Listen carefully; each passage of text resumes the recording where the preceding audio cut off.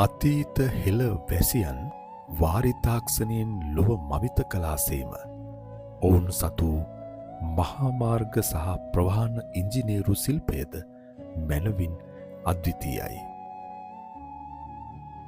අනුරාධපුරයේ ගල්පාලම් සහ මහාමාර්ග පද්ධතියක් පිළිබඳව මතු කළ හැකි ආකර්ශනීය කරුණු කීපයක් අපට ගොනු කරගත හැකිය.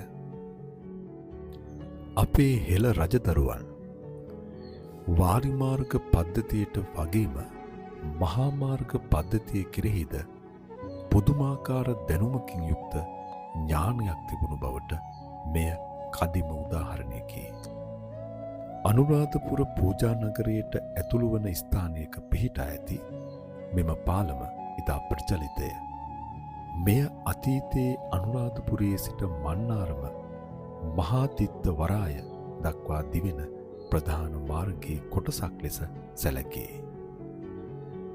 විශාල කළුගල් කණු පේලි 3ක් මත ගල්පෝරු අතුරා මේ නිර්මාණය කොට ඇත. ගංවතුර තත්වයකට ඔරොත්තු දෙන පරිදි ගල් කණු එකිනෙක සම්බන්ධ කර ඇති ආකාරය ඉතා විස්මයජනකය. මල්වතෝය ගල්පාලම හරහා ඉදා ශ්‍රීමාබෝධීන් වහන්සේ අනුරාධපුරයට වැඩම කරගෙන ආ බව සඳහන් වේ. මේ ගල්පාලම් කෙතරම් ශක්තිමත්ද යන්න කිවහොත් අලියතුන් පවා දැක්කිය හැකි. ගැල් කරත්ත තවලම් පැදවිය හැකි. මහා ශක්තිමත් මහා මාර්ග පද්ධතියක් ලෙස සකස් කිරීම පුදුමයට කරුණකි. ගල්කණු එකිනෙක සම්බන්ධ කිරීමේදී ඔවුන් භාවිතා කළ කුඩුම්බි තාක්ෂණය අතිශය විස්මයජනකය.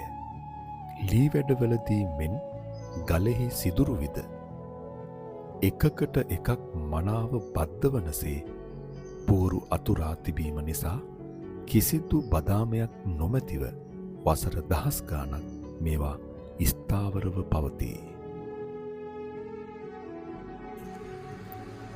මේ ගල්පාලම් කෙතරම් ශක්තිමත්ද යන්න කිවහොත් අලියතුන් පවා දැක්කිය හැකි. ගැල් කරත්ත තවලම් පැදවිය හැකි. මහා ශක්තිමත් මහා මාර්ග පද්ධතියක් ලෙස සකස් කිරීම පුදුමයට කරුණකි.